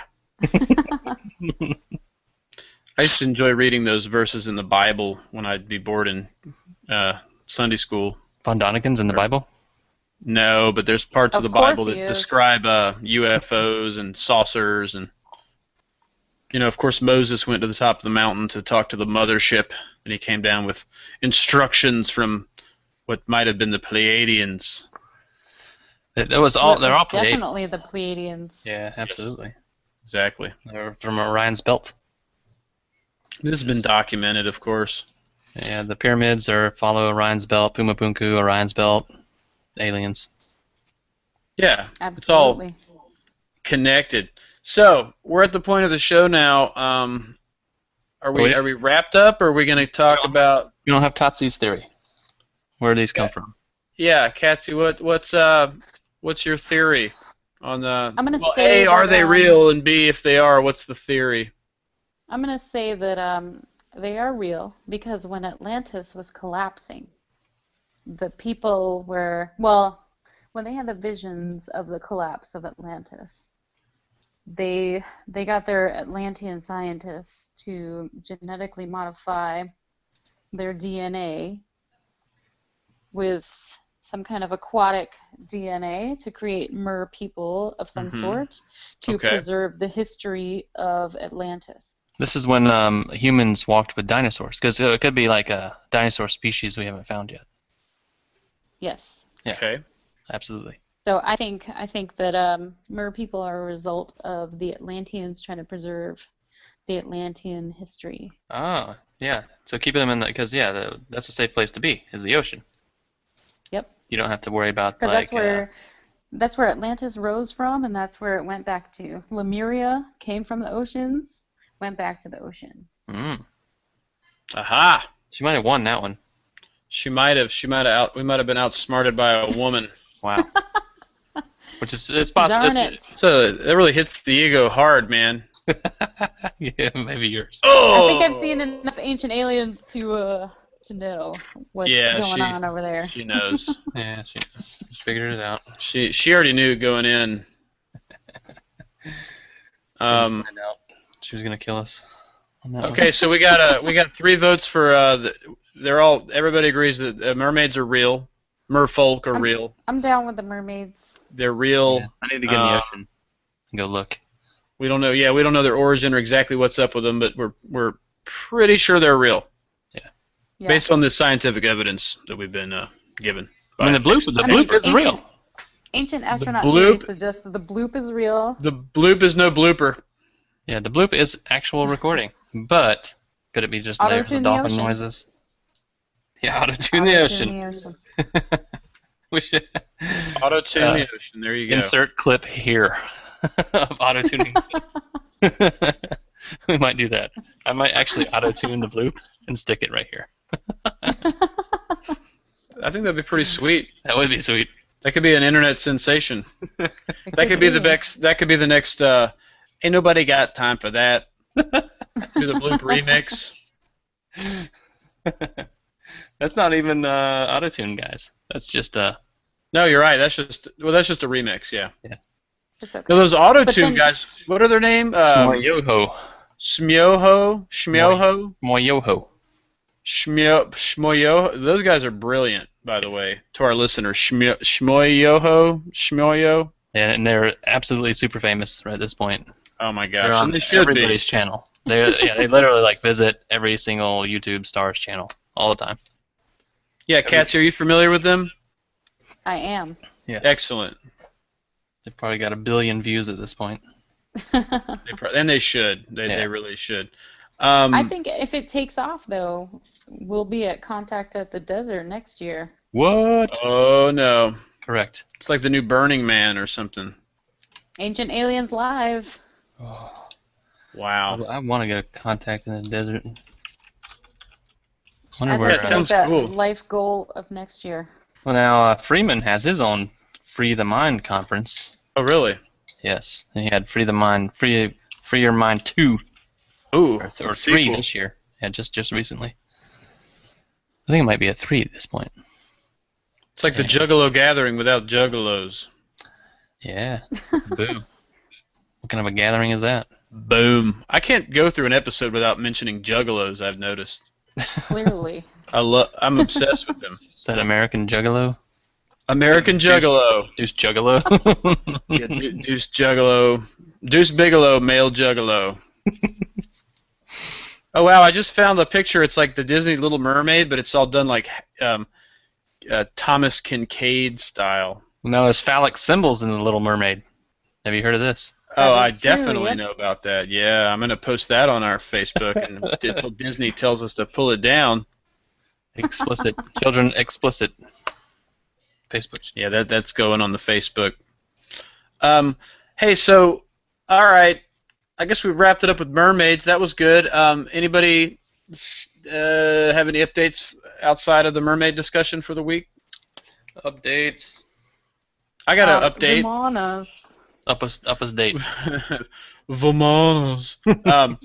No, so I got into a new show. It's been on for a couple months now, but it's produced by M. Night Shyamalan, and it's called Wayward Pines, and it's pretty good. Oh yeah, I'm I've into been that told right it was now. good. It's very intriguing. It's very Shyamalanian.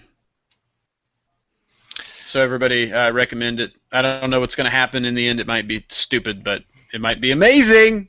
It might be a dream. Yeah, every episode keeps taking a new turn, so I'm not even trying to guess what's going on. I'm just going with it. I'm going along for the ride. Is So anybody that's else my. excited that Hannibal's back on? Even though I've just been getting texts from my friends telling me that it got canceled. Yeah, I wasn't a fan of Hannibal. I watched a couple. Didn't get Oh into it. man. I hadn't started it, so I'm gonna definitely try to check that out. Just give it a Um, whirl. What's coming up this week? True Detective. True Detective Oh already yeah, that started. was Yeah, last night. Did Last it? night. yeah, Oh, that's right. yeah. It's already started. So So- that's And amazing. Ballers with one The Rock. Yes, correct. Oh wow. I did want to see that actually. Was it any good? Did anybody watch it? I didn't No. watch it yet. I'm gonna wait till that. But you know it's it's amazing because The Rock. Well, I mean the commercial it looks like Entourage, and if everybody loves Entourage, they're gonna love Ballers, right? Well, I'm gonna love it automatically because Dwayne The Rock Johnson. But I mean he's almost like a Hulk Hogan at this point. It's like he's getting pretty TV boss. appearances because of who he is. He's pretty boss though. But the He's boss. show, any HBO show, they usually go all out, and they do it right. They do. Oh, HBO don't play.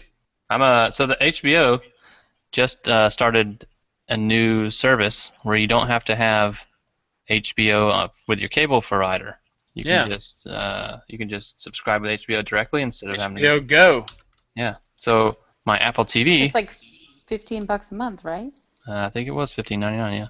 So $16 or so, and you can. And it's super worth it. I mean, John Oliver, you're gonna have this new Baller show. You have True Detective. You have all these and Game of Thrones, all these things that you can binge watch. I mean, it's Yeah. I think their main competition right now is Netflix because Netflix has all the shows. Amazon Prime's got some shows that are being recorded right now for their Hulu. Hulu also they've Yeah, got. Mm-hmm. So it's internet wars at this point. Showtime. the Showtime has TV. some great shows going on. Who foresees the TV falling out of? It might just go away, or it might just become an internet TV instead of a cable TV. Yeah, It'll sure. probably I mean, all in just my be house, streaming. in my house, that's all that it has been for a little while. Really, Same here. it's the best. I signed up for this new service called Gaiam TV recently. Oh, with all Okay. the David Wilcock you can stand? Yes, absolutely. And all the George Nori that I can take. Oh, yeah. Oh yeah. He's got 5 seasons of Beyond Belief already, Wow. and each season has like 35 episodes. It's unbelievable. Wow. Yeah. So it's like video. George Nori is a national treasure. Yes, it's basically video coast to coast, but without the commercials.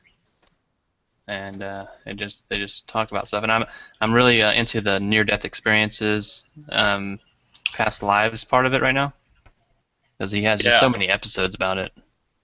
Yeah, that's good stuff. They come in with a lot of good stories about past lives or near-death experiences where people like leave their body and come back. That's fun. Oh yeah, and that just gives us a lot of content for discussion on the podcast. Yeah, I think the next episode I would like to do the past lives psychic experiences Wow. because okay. I'm just closing up a book. It's about my 3rd or 4th book on the subject. I'm just closing up a big fat one that I can get into some real detail. Yeah. Hey, there's something we forgot to mention. Yeah. My brain just went blank though. That stinks. Well, that happens a I hate lot. that, especially at the end of these episodes. You see this story? John Oliver covered it about the food waste issue in the United States. No. So this food waste, 40% of the food grown, like produce, gets tossed because it's not pretty enough. Now it's an old story. It's really an old story. I heard about it in like maybe 2007 or 8, but it didn't gain a lot of traction until like the PBS NewsHour covered it, and John Oliver did like a week later he did one of the episodes on it. And yeah, so they just dump all this food. I posted it on my personal Facebook page, but I'll put it on a Q of the A. And in fact, I'll share it there now. There's a PBS NewsHour video that's free for everyone to share or to watch, and pretty interesting. So they also calculate like get, ooh, here we go. Bless you. Gesundheit.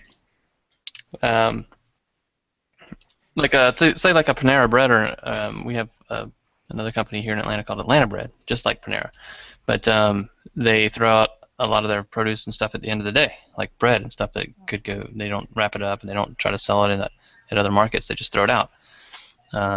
This was a big trend in like 2009 when everybody was losing their jobs. 2010, people were dumpster diving. So this became like something people were doing.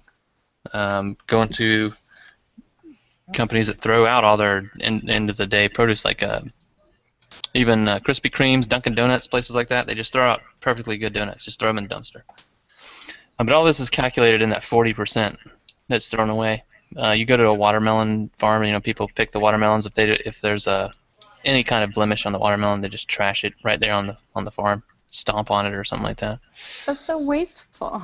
Absolutely wasteful. Because Wow. can you imagine like all the resources they use to grow that? I mean, they're like fertilizing the ground. They're every day it gets watered with hundreds of thousands of gallons, probably nationwide or whatever.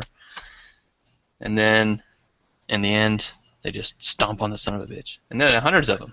If the pumpkin's not good enough looking, or the squash isn't good enough, or the tomatoes have a blemish on them, they don't make it to any kind of, you would think that they'd be on tomato sauces or something, right? Because you don't see the tomato end product. But no. Right. They were maybe dried tomatoes or sun-dried tomatoes. No, they just get thrown away and crushed. So this is a big story. That's I'd terrible. mention that. That's terrible. Terrible. Horrible. Horrible. Anything else? Anybody? Oh, I listened to a Mark Maron episode where he interviewed Mike Watt, the bassist for the Minutemen, which is an old punk band from 1980 through 85 until the lead singer got hit by a car and died. But they were, I kind of started listening to their music, and I kind of dig some of their stuff. Included, I thought the best one I've heard was called Double Nickels on the Dime. It's a double disc album with like 43 songs. It was really good. The Jackass theme song is one of the songs on that 43 songs. Yeah. Wow. But the Jackass theme song is on there. Yeah. And But they're all like, what, 2 minutes, 3 minutes? yeah, 2 or 3 minutes a pop. I mean, it's a double Just disc like album. a classic punk Yeah, band. just your standard punk band. And then that led me to, I also saw a documentary about the Descendants, so I learned all about the history of the Descendants, and then I started listening to some of their old music, and some of that kind of rocks as well. I'm a fan of the Polish Ambassador right now. Oh yeah, you told me that, yeah.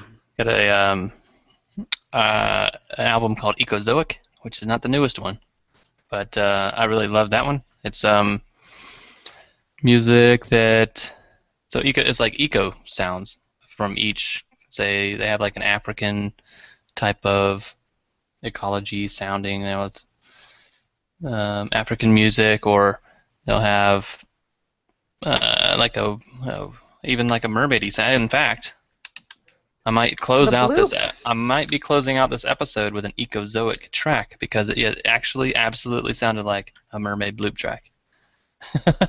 Dang. And so right in the beginning, it's called New Funk Millennium. It's the #1 song. But the newest one from Polish Ambassador is called Pushing Through the Pavement, and it's got chart top end songs, really, that I think really nice, popular, good songs on there. But I don't see much happening with it. I just wanted to put that out there. Polish Ambassador is a fave. Excellent, Polish Ambassador. How about you, Katzi? Who's your favorite Uh, musician going on right now? And you can be pop music. I really Yeah, we don't judge. have anything major jamming out on the old Spotify. Yeah, Spotify's good. I'm I just subscribed kind to of let top, Spotify do its thing. That's all. yeah. I subscribe to the top 100 list on Spotify, and it changes every single day. It's really good. Yeah.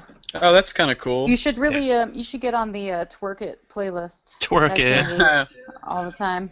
There's a good couple of good running ones that are like Twerk It's, the whole entire thing. Yeah. Yeah, and they have a new function where it can tell your beats per minute when you're jogging and sync all your correct. music up with that as Yeah. well. Yeah. That's a new function. That That's a just brand new feature, happened yeah. this week or something. Yeah. And then I got this playlist I found called Daytime Disco I've been getting into. It's like, I think it's got a couple hundred songs in there, Raise your hand if you like jazz. and it's the jam. See, nobody ever raises their hand. Everybody love hates jazz. No, man, I love jazz. What are you talking about? I love jazz. I love smooth jazz. I love progressive. Jazz is rich. Jazz fusion. I love it all. Oh man. I love That's DJ rough. Jazzy Jeff and the Fresh Prince. Actually, there Well, was that's the only jazz that's acceptable, actually. I listened to an NPR show, This American Life, and they had this jazz museum in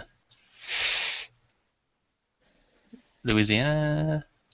Yeah, it was in New Orleans, in the flooded out district, whatever that one was, 3rd district or something, whatever. I don't know. It was really good, man. I was like, holy cow, maybe I should listen to jazz. And so I go and I download some jazz.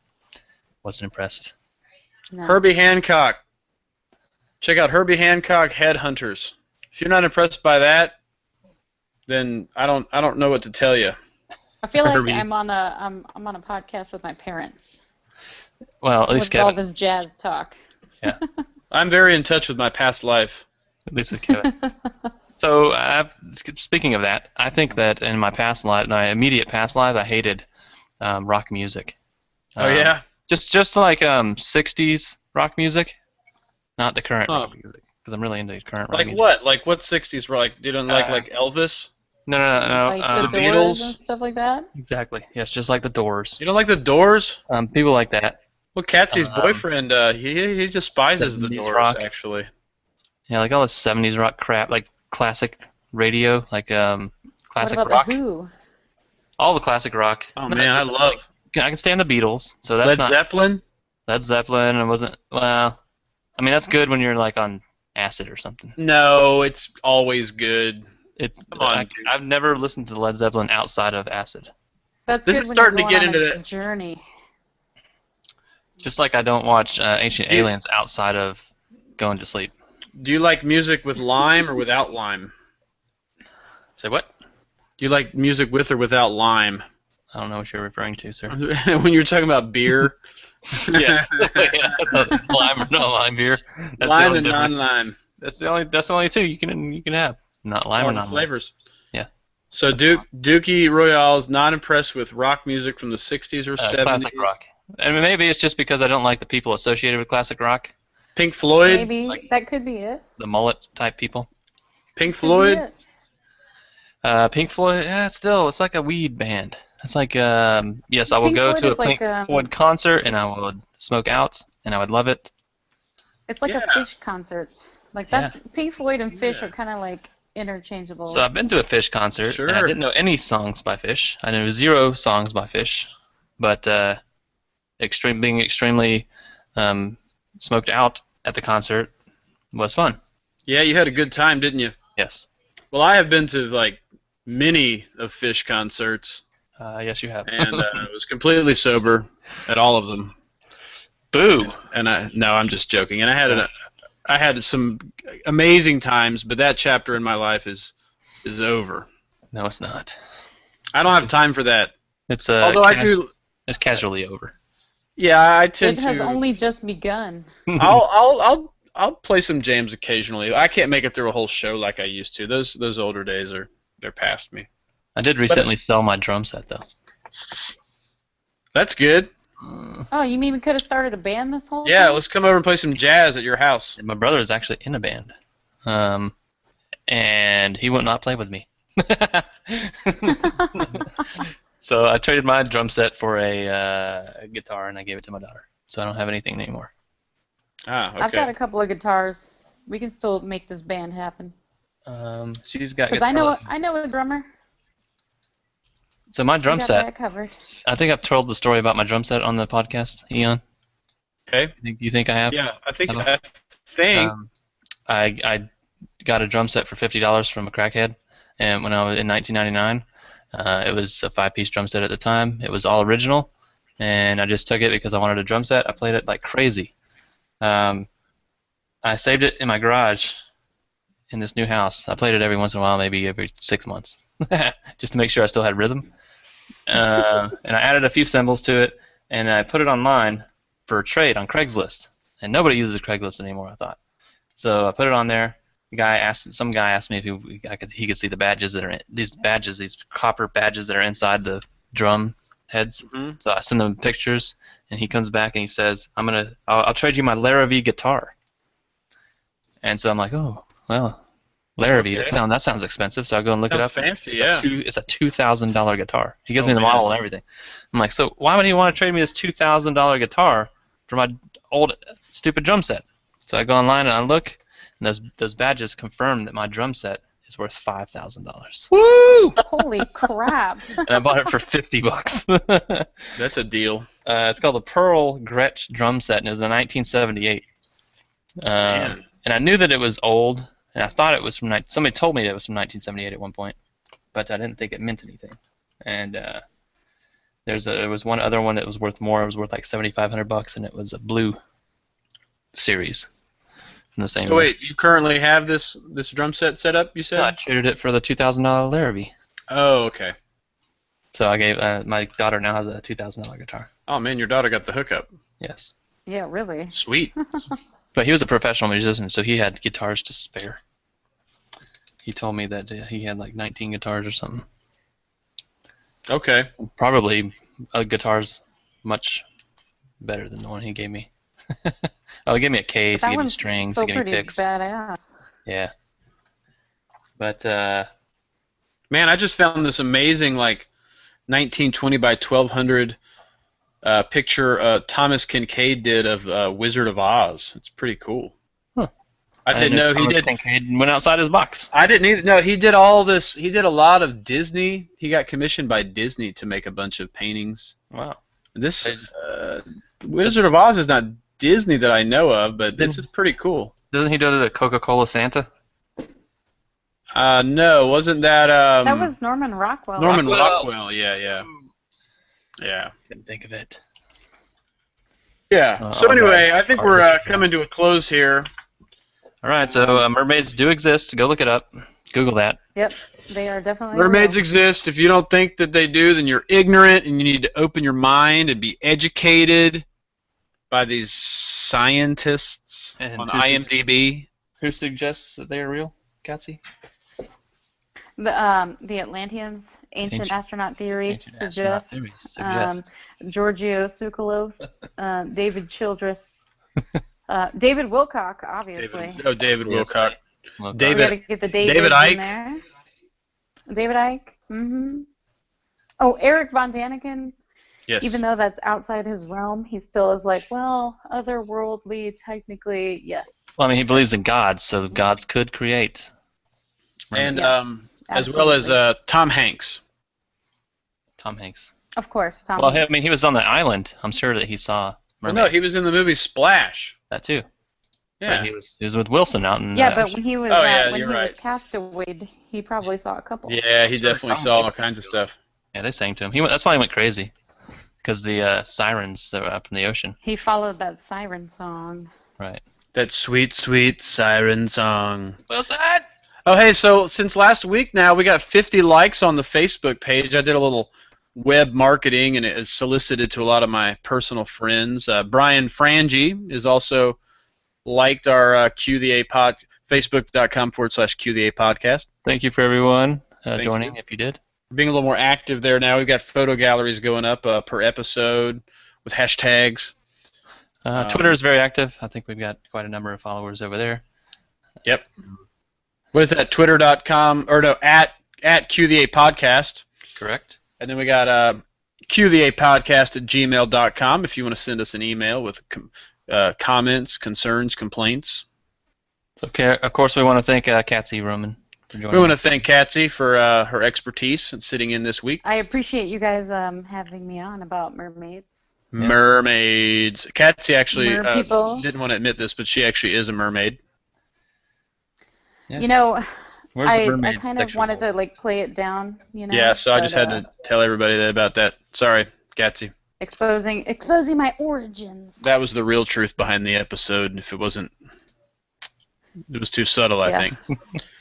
Well, I So mean, we'll have- because I didn't have Dr. Paul Robertson with me, I didn't Right. want to like just kind of throw that out there. That's true.